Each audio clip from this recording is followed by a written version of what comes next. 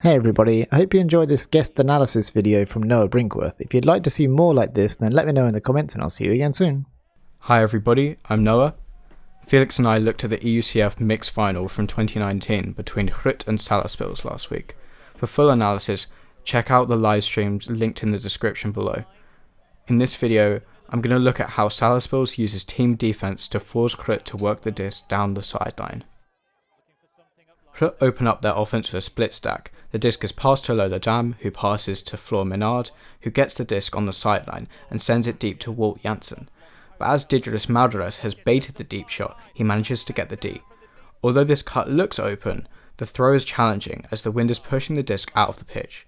Grut used this flick deep shot many times unsuccessfully throughout the game, with 7 flick deep shots to this corner being taken and only 3 successfully completed. After causing a turnover, Grut pick up the disc on the far sideline. It's clear that the Grut offense is looking to hit Dam down the line or deep from this position. Lasma Kablitzer covers the deep throw, and as Dam turns to cut under, Reynis Ottersons has poached the lane. This leads to a desperation throw to Dam, and Kablitzer gets the D. Looking at a high stall count here, sending it across the sky, Lola Dam underneath it, but... Let's also take a look at the handed defense here. The strategy used primarily from Salaspils is for the mark to take away the arounds and for the dump defenders to take away the upline cut.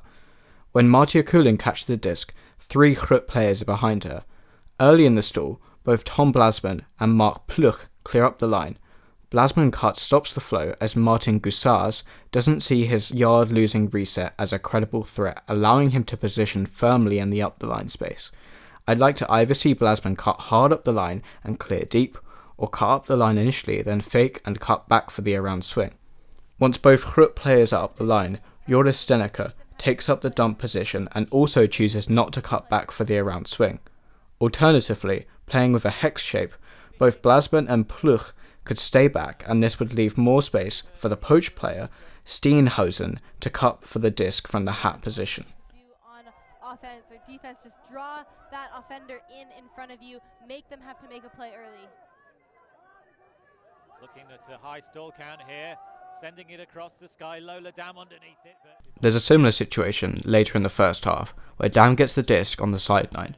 One Grut handler cuts up the line once again, unable to get free, whilst the other clears the stack.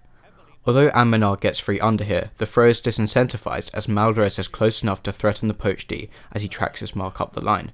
Eventually, Grut's Janssen gets free, but this cut could be stifled if Menard's Mark Porduma chooses to poach the underspace similar to how Ottersons does previously.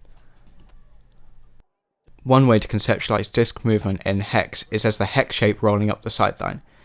If you think about Grut's offense in the same way, you can notice how the flow runs into each other, which causes some cuts to invalidate each other, like Janssen's and Menard's here, or for an aware defender like Ottersons in the previous point to poach in the most threatening space.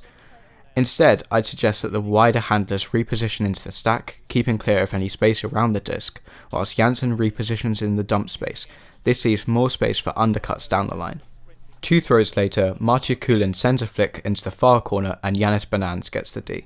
Find a disc to Janssen down the line, continuing that flow, Martia Kulin. Oh, a high flick into the end zone, but that has been... After half-time, Grut find themselves back near the far sideline, but now shooting the other way. Kulin picks up the disc and initially looks downfield, then faces inwards towards the space. This engages Tjerd Attes as the dump. He makes a cut up the line and does well to turn the hips of the Salaspils defender, but ultimately decides to cut back for the swing. This movement is more effective as there is no cut from the stack into this space to invalidate a successful upline cut, and Attes' decision to go back to get the disc where the space is. To the hands of Attes. Attes to Dam.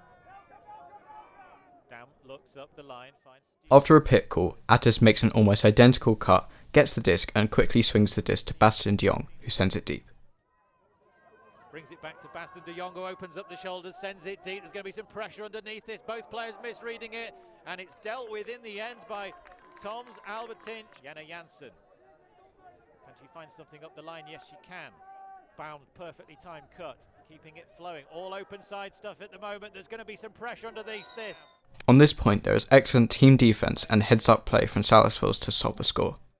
As Janne Janssen grabs the disc, the first Salaspils switch has already occurred.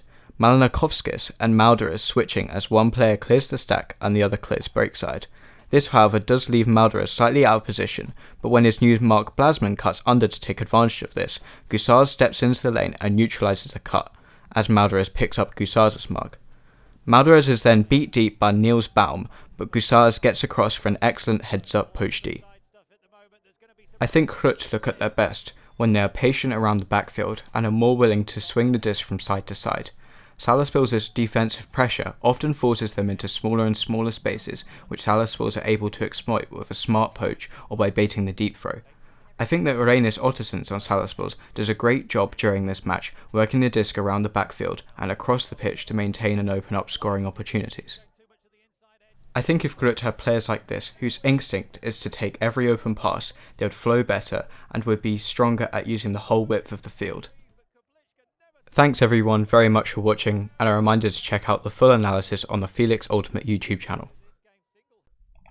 Thank you to Noah for his great analysis. If you have any feedback or you're interested in seeing more of this type of content, then let me know in the comments.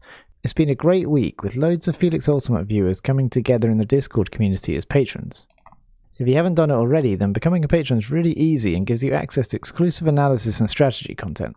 Even if you want to just binge watch the videos at a higher tier and then drop it back down to $1, I'm cool with that, and I'm keen for you to join the rest of us today.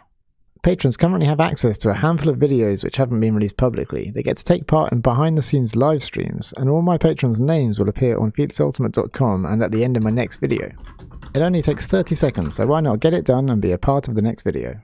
I hope you enjoyed this one, and I'll see you again soon.